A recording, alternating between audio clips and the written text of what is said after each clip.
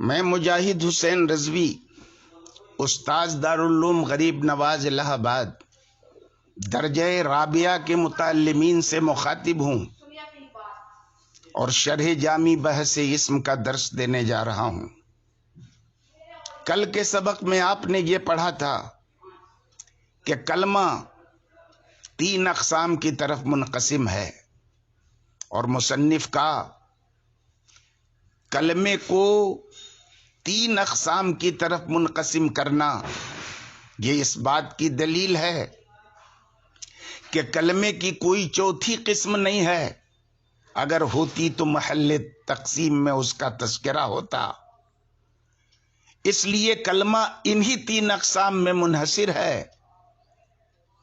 لیکن یہ ایک دعویٰ ہے، اس انحصار پہ دلیل کی ضرورت تھی۔ اس دلیل کا بیان آج آپ پڑھیں گے۔ فَهِيَ إِمَّا مِن صِفَتِهَا أَن تَدُلَّ عَلَى مَانًى كَائِنٍ فِي نَفْسِهَا اے فی نفس الکلمہ۔ اما اور ان تدلّ کے بیچ شارح نے من صفتها کا اضافہ کس بنیاد پر کیا ہے اور وہ کس اعتراض کا جواب ہے، اس کی تفصیل کل میں آپ کو بتا چکا ہوں۔ علی مانن فی نفسہا کے بیچ شارح نے کائن کا اضافہ کیا ہے، یہ اشارہ کرنے کے لیے کہ فی نفسہا جار مجرور مل کے یہ کائن سے متعلق ہے۔ ہا کی ضمیر کا مرجع نفس کلمہ کو شارح نے بتانے کے لیے اے فی نفس الکلمہ کا اضافہ کیا۔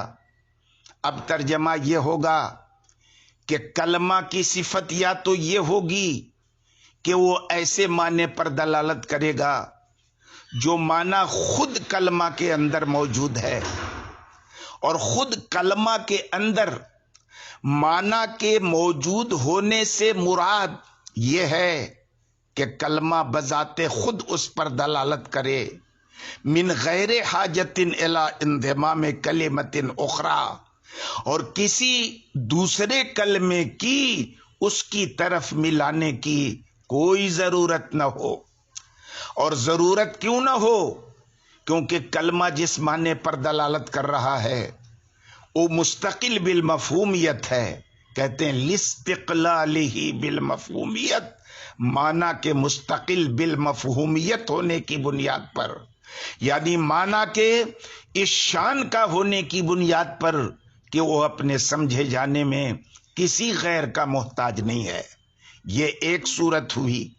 یا کلمے کی صفت یہ ہوگی کہ وہ معنی فی نفسہا پر دلالت نہیں کرے گا، یعنی ایسے معنی پر دلالت نہیں کرے گا جو معنی خود کلمہ کے اندر موجود ہے، بل علی مانن یحتاج فی الدلالۃ علیہ الی انضمام کلمۃ اخری الیہا، بلکہ ایسے معنی پر دلالت کرے گا جس معنی پر دلالت کرنے میں وہ اپنی طرف کسی دوسرے کلمے کے انضمام کا محتاج ہو۔ اور یہ احتیاج کیوں ہو اس معنی کو؟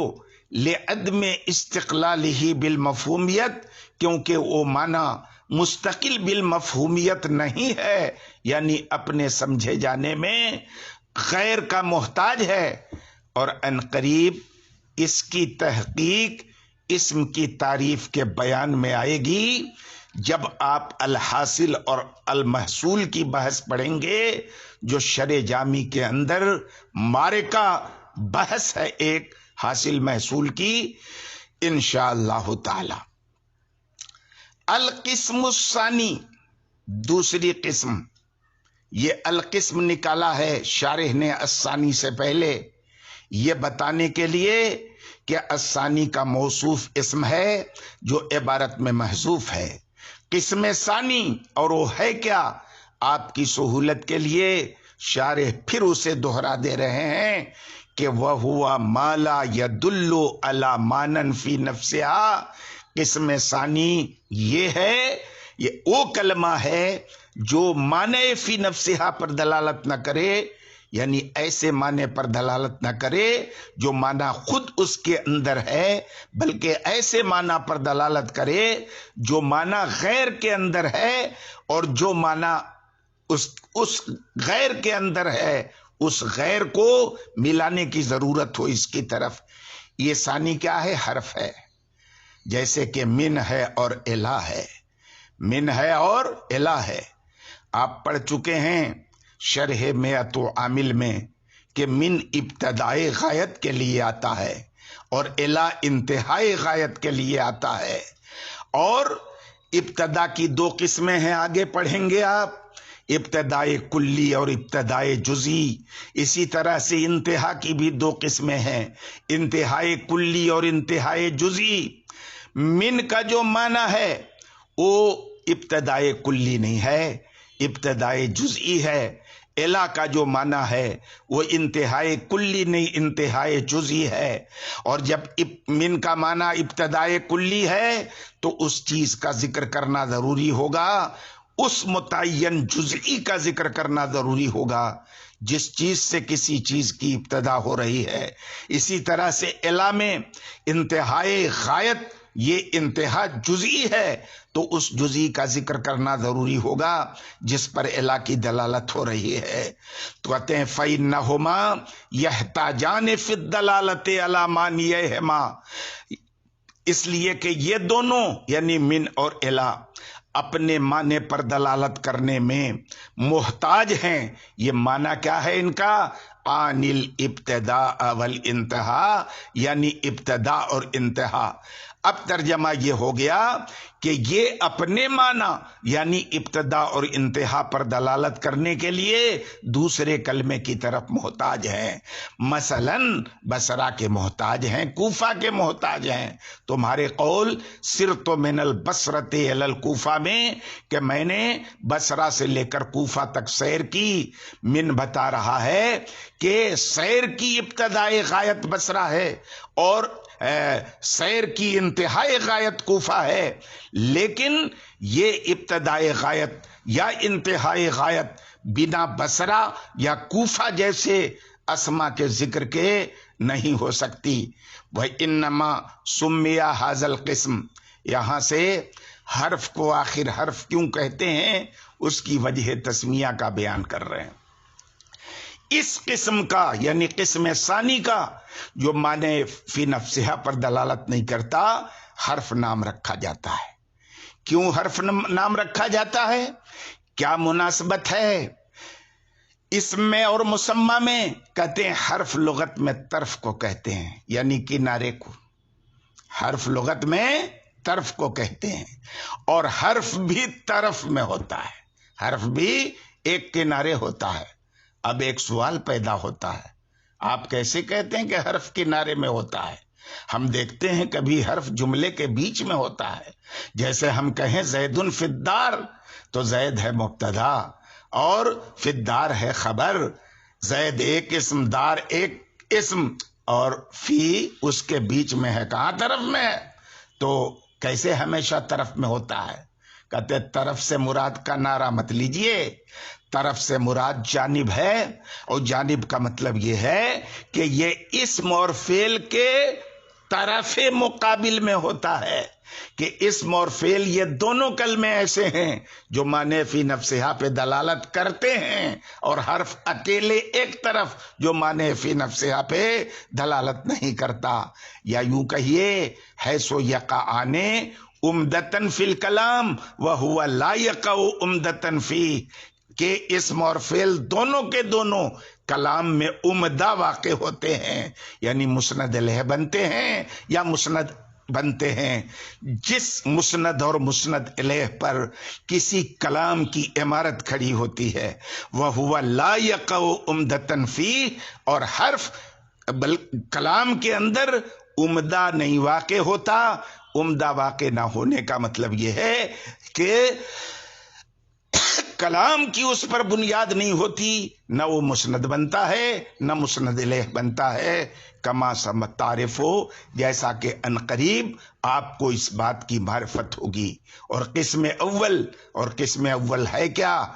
اس قسم اول وہ کلمہ ہے جو معنی فی نفسہا پر دلالت کرے، یعنی ایسے معنی پر دلالت کرے جو معنی بذات خود اس کے اندر ہے، اور اس معنی کو سمجھنے کے لیے یا وہ معنی اپنے سمجھے جانے کے لیے اپنی طرف کسی دوسرے کے انضمام کا محتاج نہیں ہے۔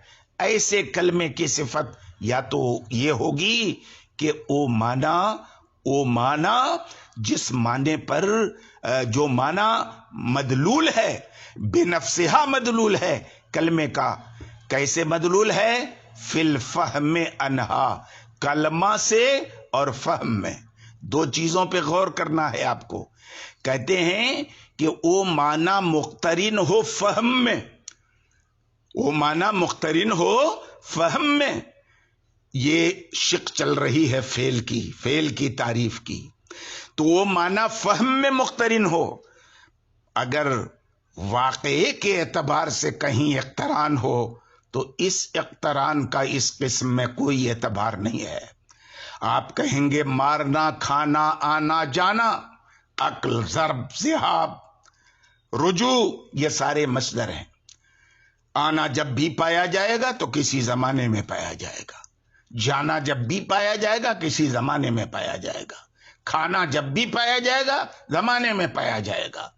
تو کھانے کا واقعی وجود اپنے تحقق کے اعتبار سے تو زمانے سے مقترن ہوگا کہ جب پایا جائے گا تو زمانے ہی میں پایا جائے گا، لیکن مصدر کے لفظ سے یہ معنی سمجھ میں نہیں آ رہا ہے، مصدر سے مفہوم نہیں ہو رہا یہ معنی، یہ تو واقعے کے اعتبار سے معنی ہے۔ پھر انہا اسی کلمے سے معنی سمجھ میں آئے۔ اگر کسی اور سے کلمہ کے اندر کوئی زمانہ سمجھ میں آ جائے تو اس اقتران کا بھی کوئی اعتبار نہیں ہے۔ ہم کہیں زید ضارب ہم سے، زید کل گزشتہ مارنے والا ہے، تو ضارب کا جو زمانہ، ضارب سے زمانہ سمجھ میں آ رہا ہے، مگر ضارب سے لفظ ضارب سے سمجھ میں نہیں آ رہا۔ یہاں پر ضرب کا جو معنی زمانہ سمجھ میں آ رہا ہے وہ الگ سے ایک لفظ ہے ام سے، اس کی بنیاد پر سمجھ میں آنا چاہیے۔ یہاں جس زمانے سے جس اقتران کی بات ہے وہ اقتران ہے زمانے کا جو خود لفظ کا معنی اس سے مقترن ہو، نہ کہ اس کے علاوہ کسی دوسرے لفظ کا معنی دوسرے لفظ سے وہ زمانہ سمجھ میں آئے۔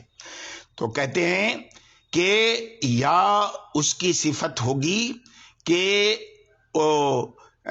فہم میں اس کلمے سے تینوں زمانوں میں سے کوئی ایک زمانہ سمجھ میں آئے، یعنی ماضی سمجھ میں آئے اور حال سمجھ میں آئے اور استقبال سمجھ میں آئے، یعنی وہ معنی جب سمجھا جائے کلمے سے تو تینوں کلمے کا وہ معنی جس پر کلمے کی دلالت ہو رہی ہے، وہ معنی جب سمجھا جائے تو تینوں زمانوں میں سے کوئی ایک زمانہ بھی اسی معنی سے متصل ہو کر نیز سمجھا جائے۔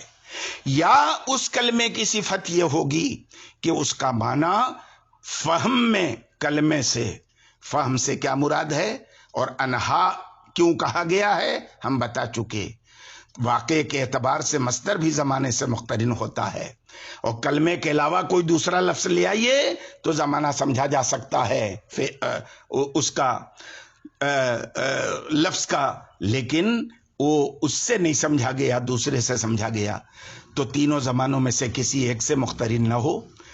ثانی یعنی وہ کلمہ جو معنی فی نفسہا پر دلالت کرتا ہے لیکن اس کا معنی تینوں زمانوں میں سے کسی ایک زمانے سے مقترن نہیں ہے، اسی کو کیا کہتے ہیں؟ اسم کہتے ہیں۔ اسم بنا کس سے ہے؟ اسم بنا ہے سموون سے، سما یسمو سموون، جیسے علا یالو علوون، ویسی ہے سما یسمو سموون، جو علو کا معنی ہے وہی سمو کا معنی ہے، رفعت اور بلندی۔ اسم کو اسم کیوں کہا جاتا ہے؟ لاستعلائہ علی اخویہ، کیونکہ اپنے اخوین پر اسم بھی بلند ہوتا ہے. بلند ہونے کا کیا مطلب ہے؟ حیث یترکب منہ وحدہ الکلام دون اخوہ، کہ تنہا اسم سے کلام مرکب ہو جاتا ہے، فعل اور حرف سے مرکب نہیں ہوتا.